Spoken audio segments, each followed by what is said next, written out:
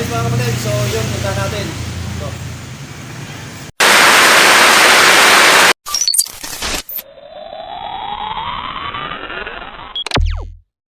so pag nabuksan natin ang upuan mga kapatid, ayan, kita nyo.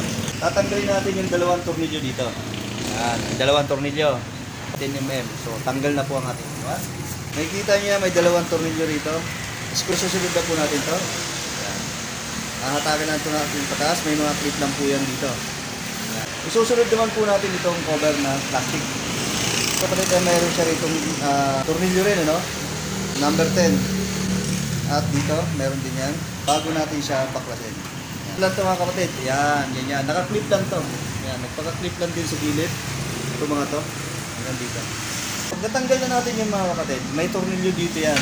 Number 12mm. Yan, 4. So tatanggalin na rin po natin yan. Tapos may dalawang screw dito. Matanggal na rin po natin yan.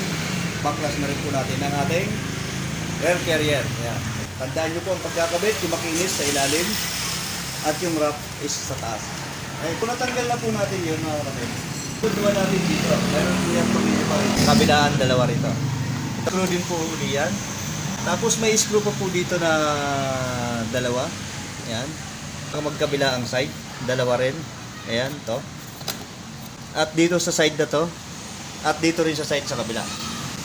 At pag natanggal na po natin yan mga kapatid, saka natin siya hatakin pahila para matanggal na po natin. So yun, kitang-kita na po natin ngayon yung ating gagawin dito.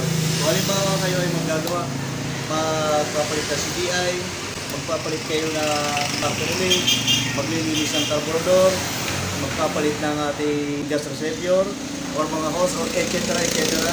At pati itong ating regulator halimbawa, maaluan na po natin magagawa yun.